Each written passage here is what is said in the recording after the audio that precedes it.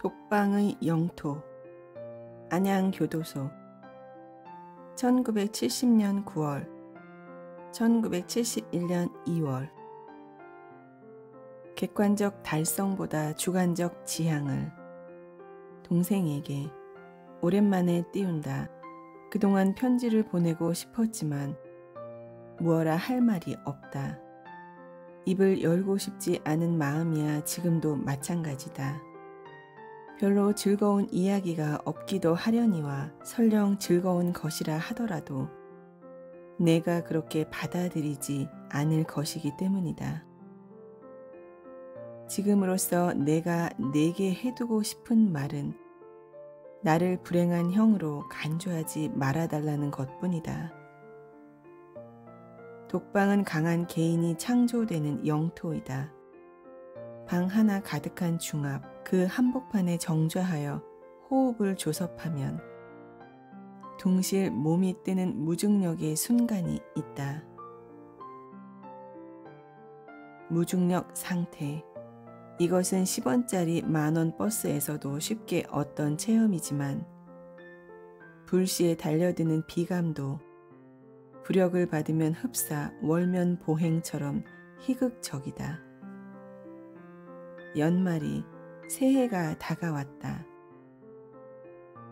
유장한 시간의 대하 위에 팻말을 박아 연월을 정분하는 것은 아마 그 표적 앞에서 스스로의 옷깃을 여미어 바로 하자는 하나의 작은 약속인지도 모른다. 그 약속의 유역을 향하여 너도 나도 걸음을 옮기고 있는 것이다. 새해에는 내게 새로운 진경이 열리리라 믿는다.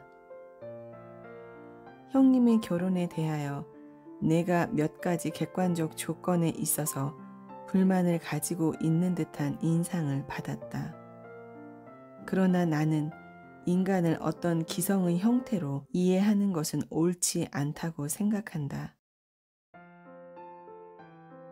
그 개인이 이룩해 놓은 객관적 달성보다는 주관적으로 노력하고 있는 지향을 더 높이 사야 할 것이라고 믿는다.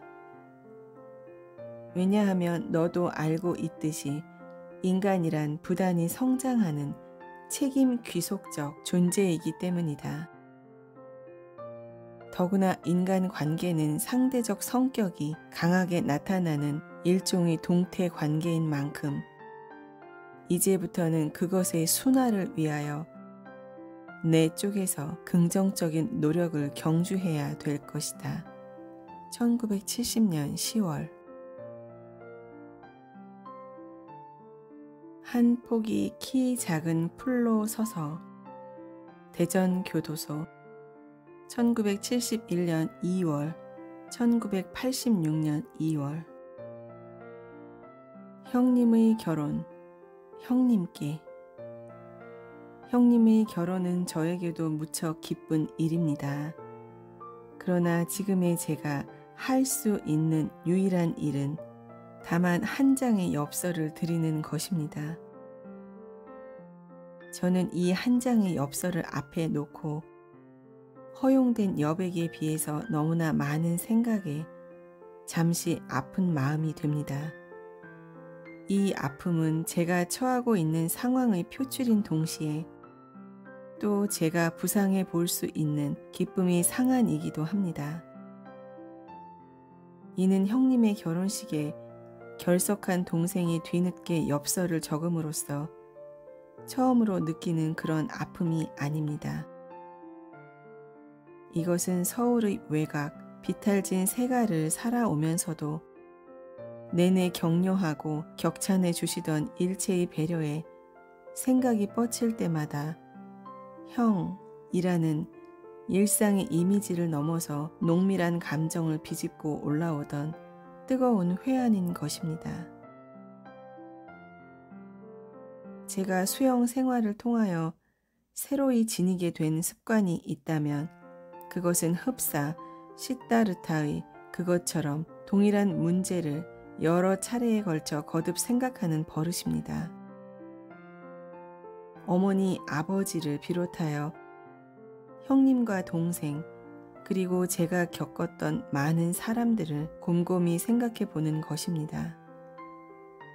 대개의 경우 그것은 면벽이나 불면의 무료함을 달래기 위한 회상의 형식으로서 그저 돌이켜보는 것에 불과하지만, 저는 이러한 것에 의하여 일련의 새로운 판단을 가지게 된 것을 매우 다행스럽게 생각합니다. 형님에 관한 기억 중에서 우선 여기서 말씀드리고 싶은 것은, 이를테면 저와 형님과의 관계도 다른 대부분의 형제들의 경우에서 볼 수 있듯이 거의 기계적이고 습관화된 대화에 의해서 형성되어 왔었다는 사실입니다. 이러한 경향은 비록 애정과 이해의 기초 위에서 비로소 가능한 하나의 미덕이라고 하더라도 그것은 창의와 노력이 결여되어 있다는 점에서 별로 바람직한 것은 아니리라 믿습니다. 기계적이고 습관화된 대화는 인간관계의 정체를 가져오며, 인간관계의 정체는 관계 그 자체의 퇴화를 가져오며, 필경은 양 당사자에게 오히려 부담과 질곡만을 안겨주게 되는 것입니다. 저와 형님과의 관계가 지금 말씀드린 것과 같은 정도로 심각한 것이었다고 하는 것은 결코 아닙니다. 여기서는 단지 기계적이고 습관화된 대화, 그리고 그것의 발전된 형태로서의 정체는 특히 경계되어야 한다는 점을 말씀드리고자 할 뿐입니다. 더욱이 부부라는 가장 기본적인 관계에 있어서는 항상 의식적인 노력에 의해서 이것이 배제되어야 하리라 믿습니다. 만일 중용과 관용을 비교적 중시하는 편인 형님의 그 장자적 성격 속에 그럴 가능성이 없지 않다고 말씀드린다면, 그러나 형님에게는 원만하고 밝은 가정을 영위해 나감에 충분한 이해가 있다고 확신하고 있습니다. 뿐만 아니라 이번 형님의 결혼은 비단 형님에게만이 아니라 가정 전반에 있어서도 현저히 발전을 가져오는 계기가 되리라 믿습니다. 물론 이 발전, 근대화라면 좀 서투른 표현입니까? 의 질과 양 그리고 속도는 형수님의 역량에 크게 의존되리라 생각합니다. 이 편지는 형수님께서도 열람하시리라 짐작됩니다만, 다음에 형수님 앞으로도 서신을 드리겠습니다. 형수님께 드리는 뜨거운 인사를 여기에 적는 바입니다. 형수님의 건강과 노력을 기원합니다. 저 역시 건강합니다. 그리고 부지런히 살아가고 있습니다. 창밖에는 그런대로 5월의 녹향이 심심치 않습니다. 어머님께서 편찮으시지나 않은지 꿈에 보이시기도 합니다. 이만 펜을 놓겠습니다. 1971년 5월 25일. 염려보다 이해를 아버님께. 아버님께서 그처럼 걱정해 주시던 겨울도 다 하고 우수 경칩을 지나 이제는 엽서 한 장에 넘칠 만큼 춘색이 짙어졌습니다. 오늘은 이 글을 쓰기도 하려니와 그간 모아두었던 아버님의 편지를 한 장 한 장 되어 읽어보았습니다. 오늘은 아버님의 편지에 관하여 말씀드리고 싶습니다. 제가 아버님의 편지를 받아들 때 대개의 경우 편지의 사연을 읽기 전에 잠시나마 생각하는 마음이 됩니다. 이 짤막한 생각 속에 서서 저는 자식은 오복에 들지 않는다 시던 어머님의 말씀을 상기하게 됩니다. 저의 이러한 감정은 부모님의 흰 빈발을 더하게 한 제가 제 자신의 불효를 자각함으로써 갖게 되는 하나의 고통이기도 합니다. 이상과 같은 기본적인 감정과는 별도로 제가 편지의 내용에서 받은 느낌은 다음의 두 가지로 요약할 수 있습니다. 첫째는 저는 아버님으로부터 별로 이해되고 있지 않다는 일종의 소외감 같은 것입니다. 저에게는 아버님으로부터 아버님의 아들로서가 아니라 하나의 독립된 사상과 개성을 가진 한 사람의 청년으로 이해되고 싶은 욕심이 있습니다. 둘째는 아버님이 보내주신 편지의 대부분은 집안 걱정 말고 몸조심하여라 라는 말씀입니다. 물론 지금의 저에게 건강이 가장 중요한 일이며 또 아버님께서도 가장 걱정되는 것이 아닐 수 없습니다. 그렇더라도 저는 아버님으로부터 좀 다른 내용의 편지를 받고 싶습니다. 이해하면 근간에 읽으신 서문에 관한 소견이라든가 최근에 겪으신 생활 주변의 이야기라든가 하는 그런 구체적인 말씀을 듣고 싶은 것입니다.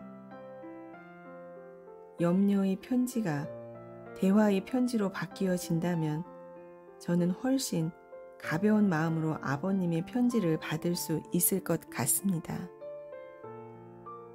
1972년 3월 16일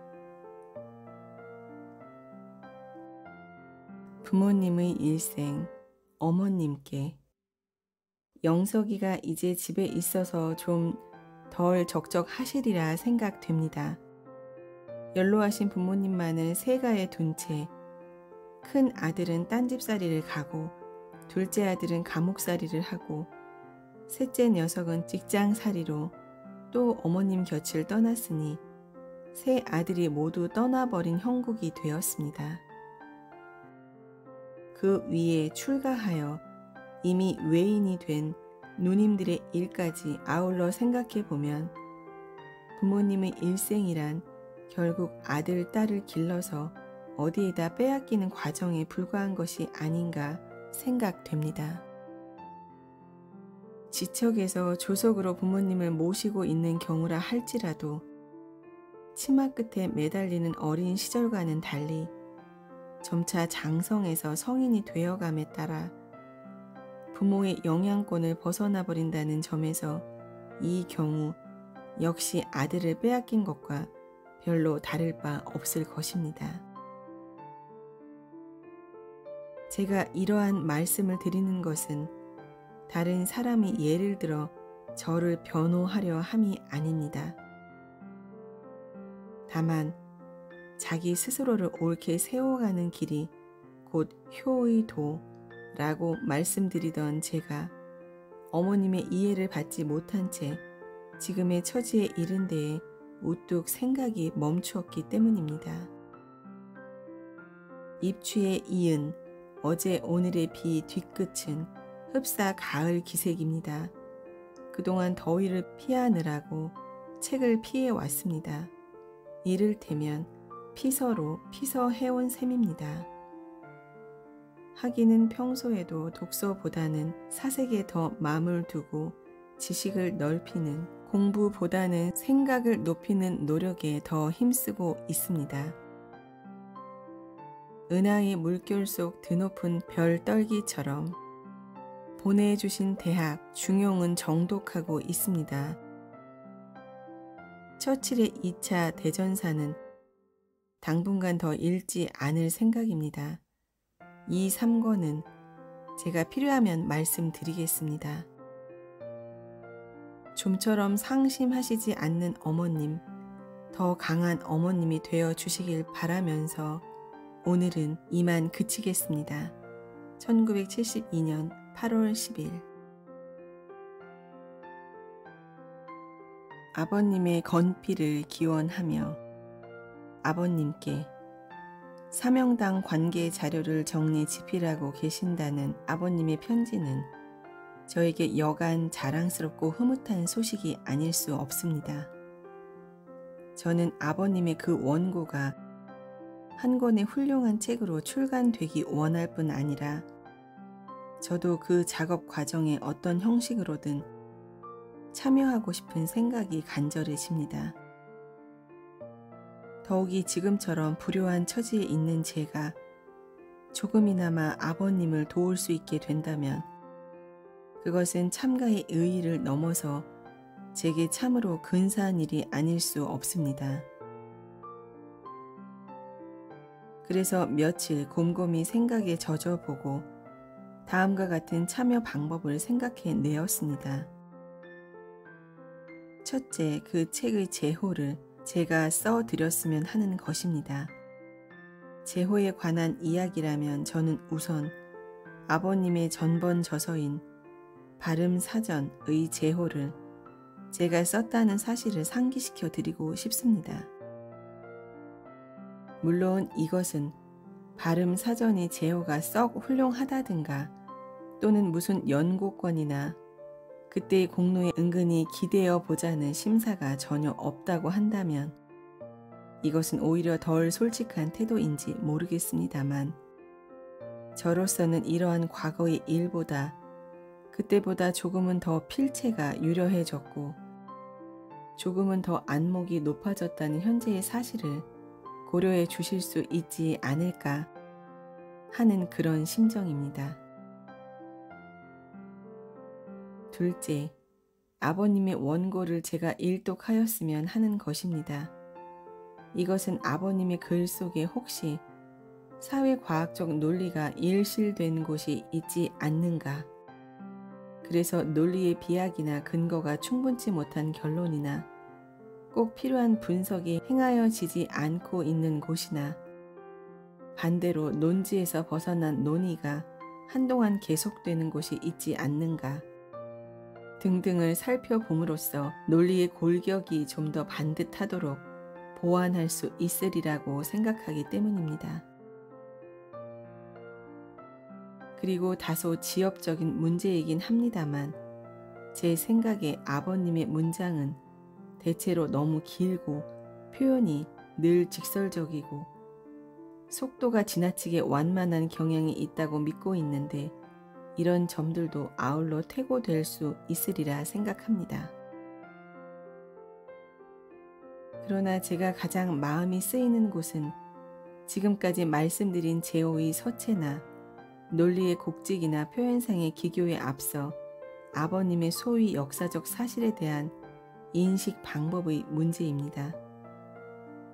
이곳의 좁은 지면으로서는 아예 논의하지 않음만 못할지 모르겠지만 아버님의 탈고 이전에 꼭 드리고 싶은 말씀은 하나의 역사적 사실, 인물의 경우도 포함하여 그것만은 따로 떼어 고립적으로 인식할 때 왜곡되지 않을 수 없다는 것입니다. 사실은 여하한 경우라 할지라도 반드시 1. 어떠한 계기에서 발생하였으며 2. 어떠한 양상으로 존재하다가 3.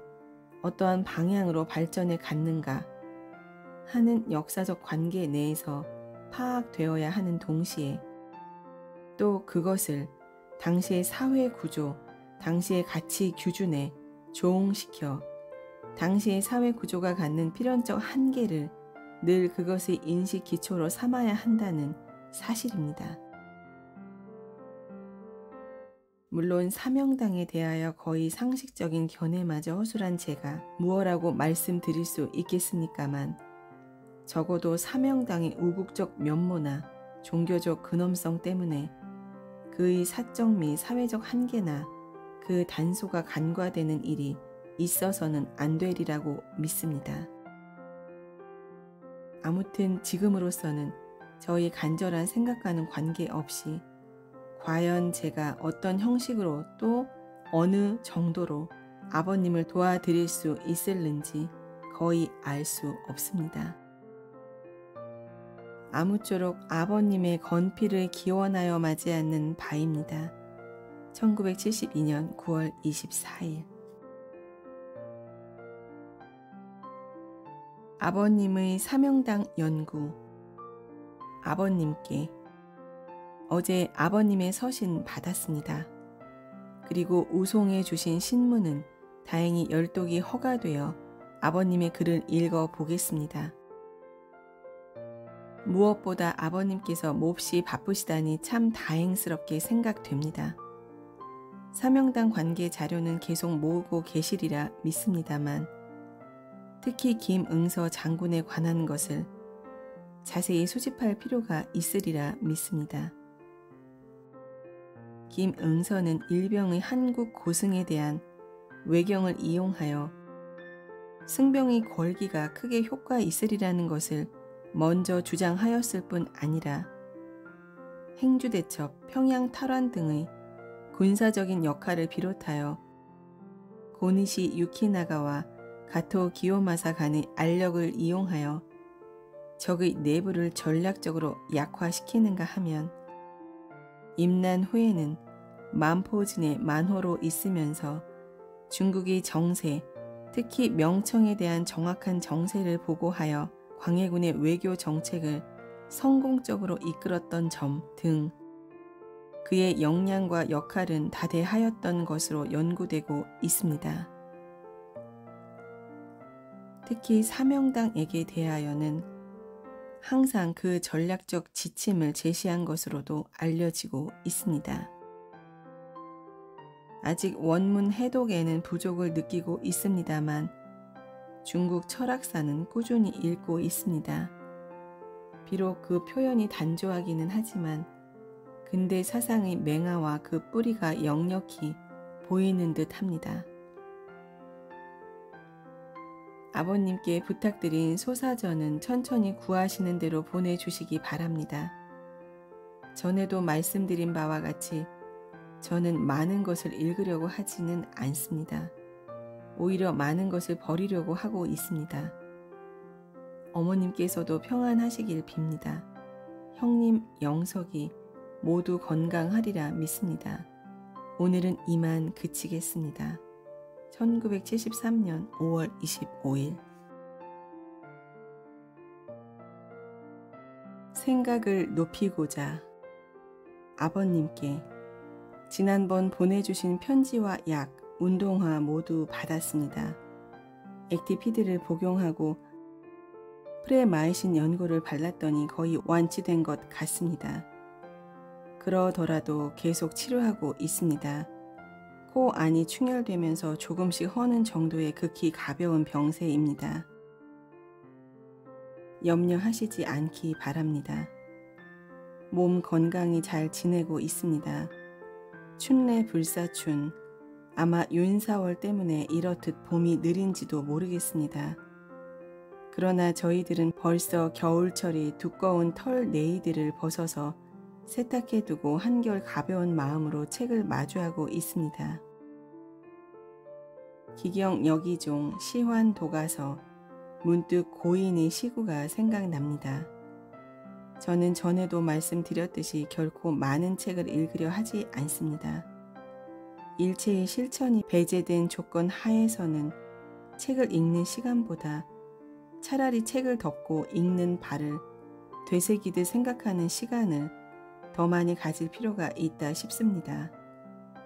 지식을 넓히기보다 생각을 높이려 함은 사침하여야 사무사 할 수 있다고 생각되기 때문입니다. 1974년 4월 3일. 이웃의 체온. 개수님께 수인들은 늘 벽을 만납니다. 통근길의 시민이 스탑을 만나듯 사슴이 엽사를 만나듯 수인들은 징역의 도처에서 늘 벽을 만나고 있습니다. 가련한 자유의 시간인 꿈속에서마저 벽을 만나고 마는 것입니다. 무수한 벽과 벽 사이 운신도 어려운 각진 공간에서 우리는 부단히 사고의 벽을 헐고자 합니다. 생각의 지붕을 벗고자 합니다. 흉회쇠락, 광풍제월, 그리하여 이윽고 광야의 목소리를 달처럼 둥근 마음을 기르고 싶은 것입니다.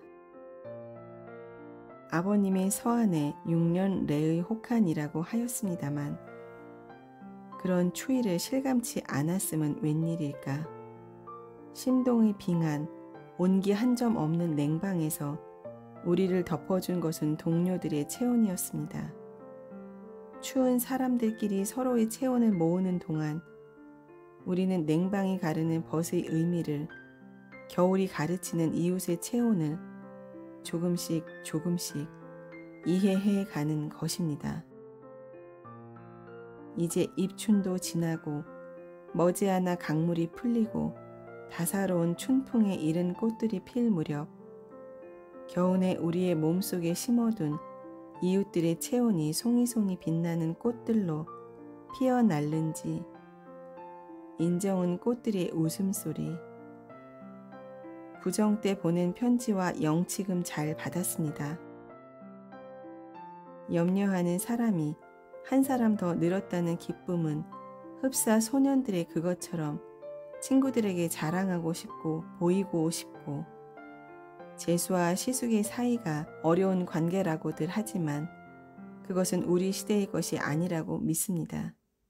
현재로서는 물론 동생을 가운데 둔 관계이며 생활의 공유를 기초로 하지 않은, 또 그만큼 인간적 이해가 부족한 관계라는 사실을 없는 듯 덮어두자는 것은 아닙니다. 그러나 앞으로는 어차피 가족의 일원으로서 생활을 공유하지 않을 수 없다는 장래의 유대를 미리 갑을 하기도 하고, 또 편지를 쓰면 소식의 공유쯤 당장부터라도 가능하다는 점에서 어려운 관계의 그 어려움이 차차 가시리라 생각합니다. 서로의 건투를 빕니다. 1976년 2월 11일. 수신 제가 치국 평천하. 부모님께 접견 때마다 애써 아픈 마음을 누르시고 될수록 담담하게 이야기하시는 아버님 어머님의 그 각별하신 배려 앞에서 저는 훨씬 밝은 마음이 됩니다. 역사의 골목골목에는 눈물을 보이지 않는 어머니가 흔히 강한 아들을 만들어주는 별처럼 반짝이는 이야기가 군데군데 살아 있습니다. 애써 지으시던 담담하신 모습, 그 속에 담긴 엄한 가르침을 저는 모르지 않습니다. 수신제가 치국 평천하.